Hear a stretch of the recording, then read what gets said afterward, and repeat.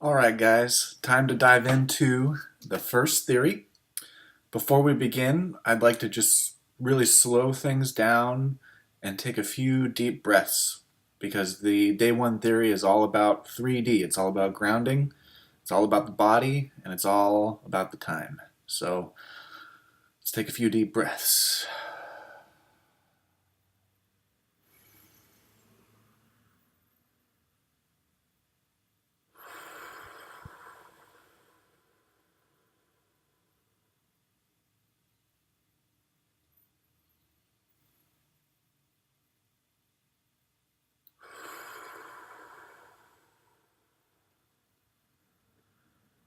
So this is as much about the silence between the words as it is about the words itself.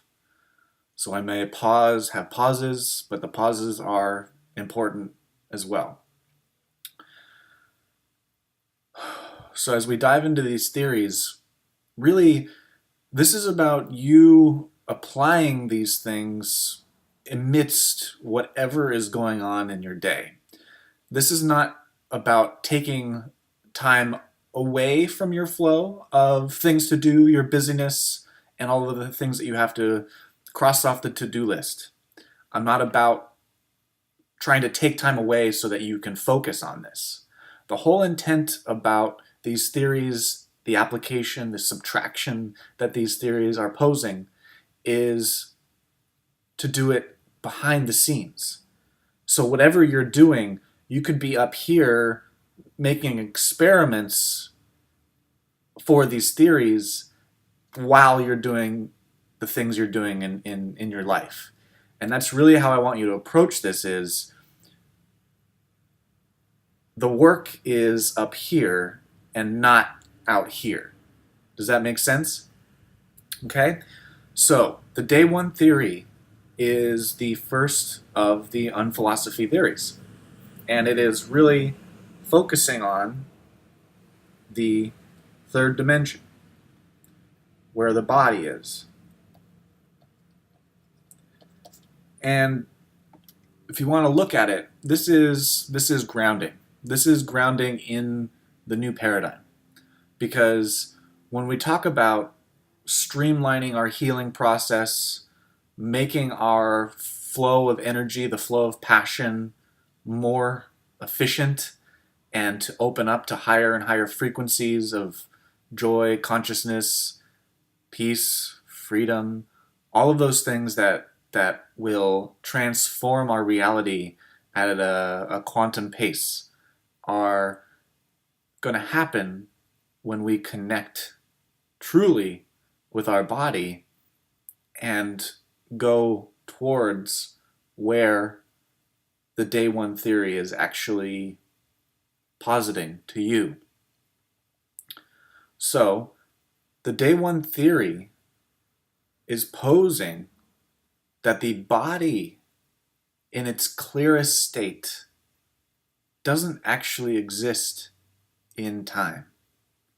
So when we actually look at what the synthesis of this theory is getting to, it is the teaching of timelessness. And as I said in the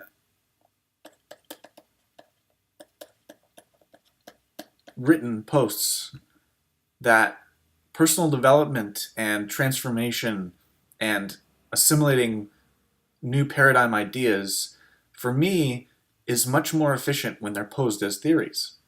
And I will show the work that led up to the theory, but when we can understand that we're not really open as much when it's just being a teaching and we're just kind of taking it as a teaching. But when it's posed as a theory, you are going to do some of the work to prove it to yourself. And through proving whether it is true for you or not, and finding out how to make it true and where the dissonances are, that is when you're going to see the massive shifts in your perception, in your reality, in your state of being. So, to really dive into this, we have to kind of start very simple and very simple to take those baby steps to make this massive quantum leap in perception, because it is going to be counter to everything that was programmed into you based off of the survival of the fittest operating system. This is the first leap we make into the new paradigm understanding, into opening up to more of your passion power. So the day one theory really deals with our relationship with time. And to really understand what time is, let's really back up and start with thought. Because thoughts are what create our reality. Thoughts are our mode of manifesting our desired reality. And thoughts are really what causes stress and havoc, and all of the chaos that goes on are because we're being overrun by thoughts, overwhelmed by thoughts. And we never really take a step back to understand what thoughts really are to our body. Okay?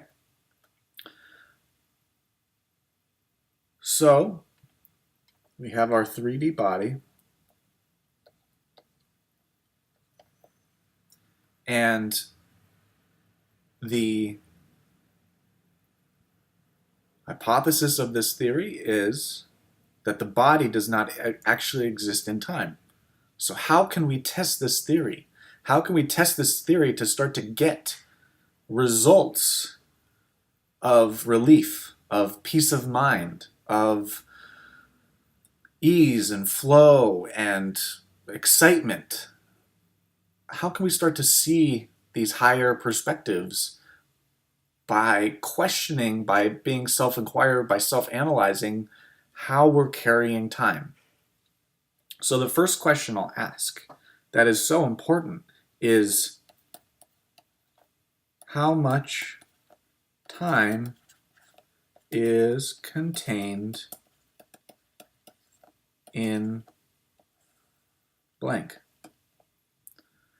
So whether it be a feeling, whether it be an emotion, a sensation, a thought, a idea, a vision, a fear, whatever it is, if it's burdening you, especially, like this is what will really start to find the container of it, is how much time is contained in this thought. By asking that question, you let your imagination get a bigger picture vantage point of, oh, I've been having this thought for 20 years. And then we start to see the container of it more clearly. So let's talk about thoughts. As the body, we're here, and where do thoughts exist? Thoughts exist in a different dimension. Thoughts exist in a different dimension than 3D. This is a very, very important distinction to make, because that it's going to be the first on-roads to like true clarity about what is actually affecting us, what is actually causing our stress, what is actually causing our low energy and to feel drained. Is because we're starting to unmix this stuff. And so if we are to really realize that thoughts exist in a different dimension than 3D, we're really starting to just grasp here.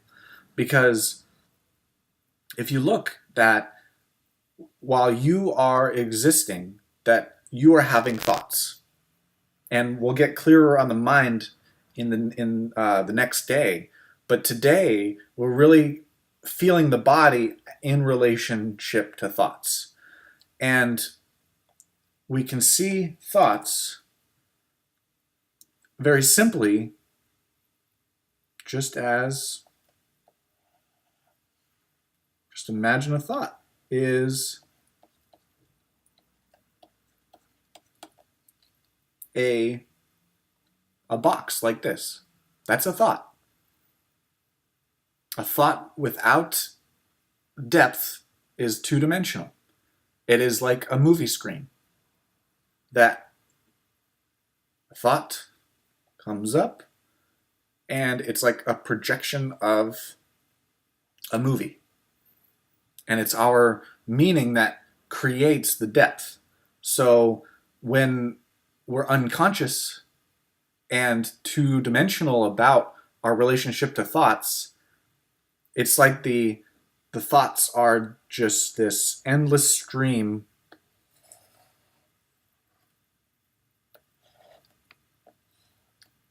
of like film strip. And this is usually how we go about our day. Is thought, thought, thought, thought, thought, thought, thought, thought, thought. And really there's no reprieve, and that's why we get so emotionally drained, is because these thoughts are just unconscious. Unconscious, and the computer is just generating thoughts. And we have no conscious control over what is actually happening here. But now we're starting to really understand our fingers in the mechanics of this computer, of our imagination technology. So scroll down a little bit.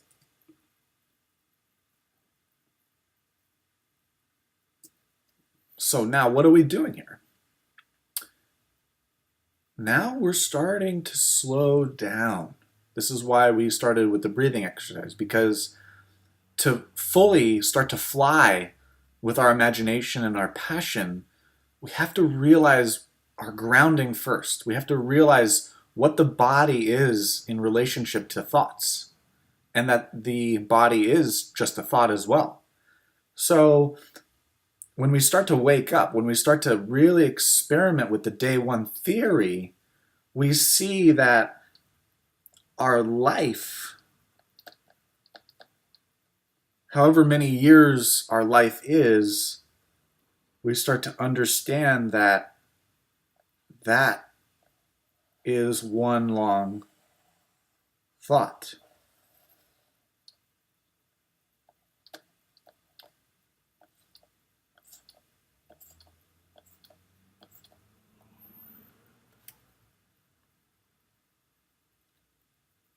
Or we can understand it as an axis, a time axis.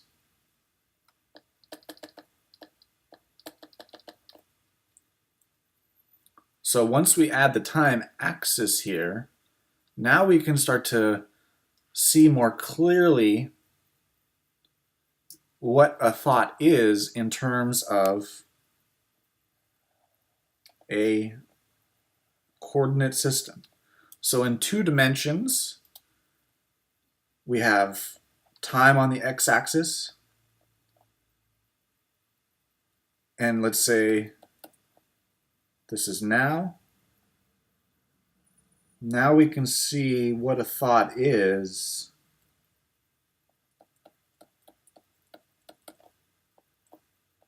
past, present.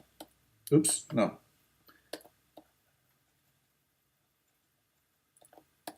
Present, future. So we see that a thought contains past, present, and future. And so with that information, now we can see that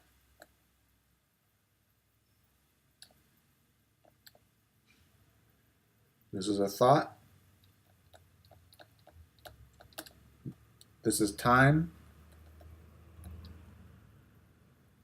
and now depending on how good or bad we're feeling, we are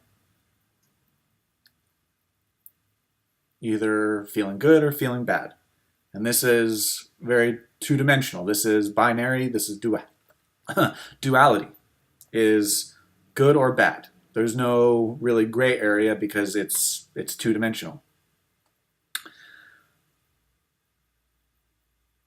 So now, when we start to see this for what it is, and we really slow down with this, and we really like close our eyes, for example, and just listen and watch how this mechanism is working. So instead of quickly identifying with them, we're staying in our presence and seeing thought, just had a thought, had a thought. Again, we're getting more and more awareness the more that we practice going deeper into the day one theory. And so it's going to start to look a little bit more as we focus, it's going to start to look a little bit more like this.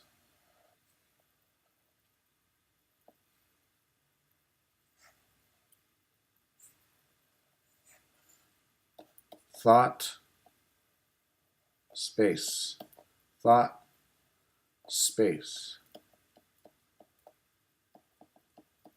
thought.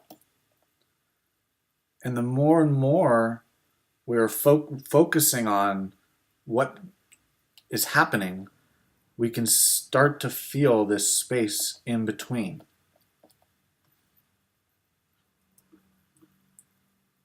Okay, so now let's go a little bit deeper here. So now that we are starting to see the mechanism of thoughts, the dimension of thoughts, and slow down time in a way, and start to question how much thought is contained within these thoughts, how much time is contained within these thoughts, we can consciously start to, with the day one theory,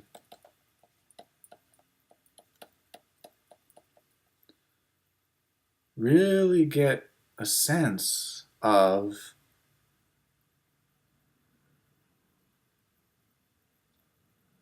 what is real and what is illusion, what is unreal.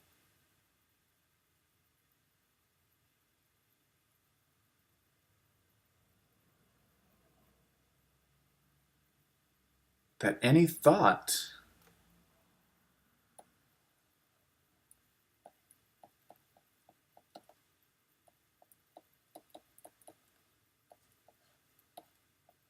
that contains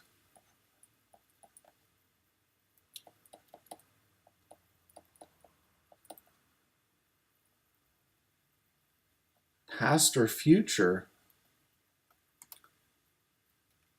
doesn't actually have any reality to it. Does that make sense? Because this is very important to your freedom and to the heightening of your frequency by lessening the amount of lower frequency data you are receiving, that you are calling in to your experience based off of unconscious activity. So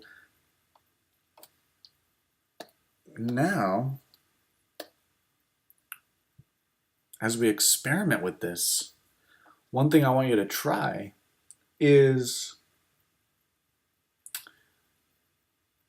find an analog clock. Find an analog clock and watch that second hand. Watch that second hand and see the more attention and focus you put on it, or lack of attention and focus, watch that hand and just see the fluctuations and changes as you put your attention and focus on it. And you're going to start to see relativity play out very clearly to yourself, that you can actually slow it down and speed it up based off of your attention or not. And then you're going to start to see how close to the moment you can be when you're in the day one theory, when you're in just this day and alleviated from past and future, closer and closer to now, closer and closer to the present moment, which is your true frequency. And let's take this one step further, because what I've shown you really is the two-dimensional approach to understanding thoughts. But you're here because you really want to get the full dimension about what's going on. So we understand this, but now let's really add dimension so you can see more clearly what is actually going on here.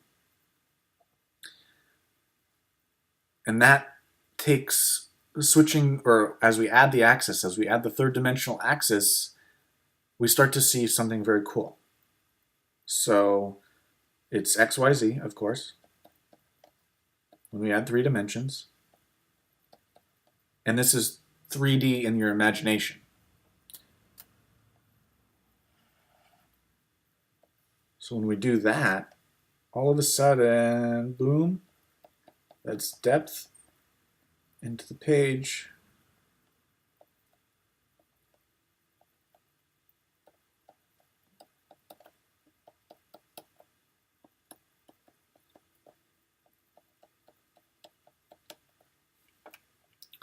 So now we see that we have a thought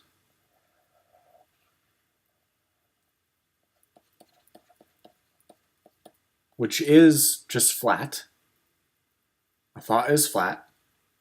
But now we see what happens when we do add depth and dimension, that the thought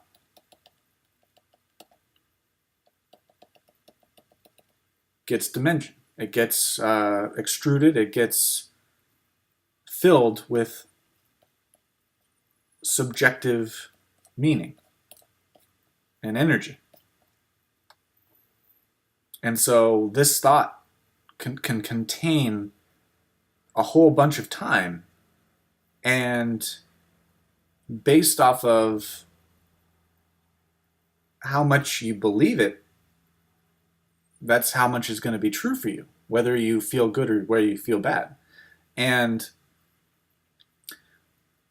when you understand that thoughts are like these boxes of data, and you ask how much time is contained in it, and you get these huge 20-year, 30-year, or if past lifetimes, thousands of years, generational kind of energy is built up into this stuff, and you're unconscious to how much you're actually carrying.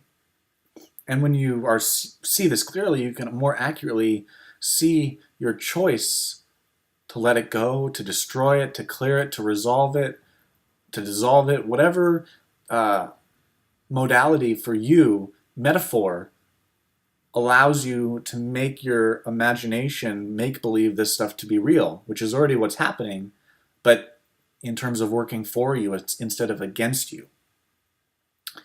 And when we understand this, and we really put the day one theory to the test, like, for example, like I said, it's not about taking focus away from what you're doing. It's about doing what you're doing, but being conscious of it and having that background processing of day one theory. How much time is contained with what I'm doing, and my mindset, my frequency, all of this stuff, how much time is contained here, and how does that differ or agree with the hypothesis that the body doesn't actually exist in time? Because when you fully apply this and prove the theory to yourself, all of a sudden you're lessening the amount of time in your body and getting to the clearest, most pure state there, and you're going to start to feel much, much better because you're not unknowingly, unconsciously carrying all this time with you. So this one is really about time and understanding that under that survival of the fittest, time is linear.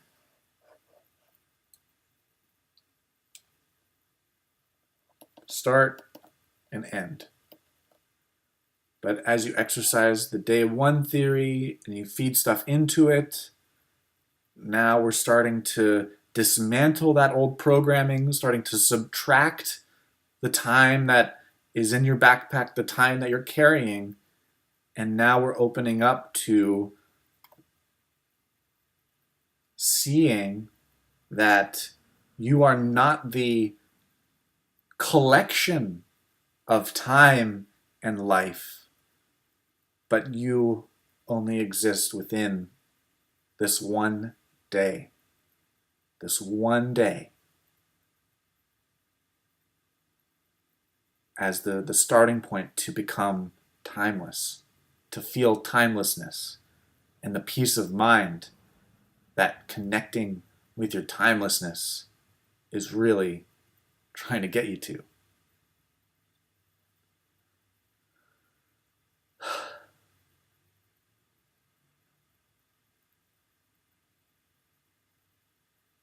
So have fun applying this for the next day. Post your questions, your curiosities, your insights and realizations in the comments below. And I'm really excited to get to the next theory tomorrow, and I can't wait to see your guys' results. Enjoy!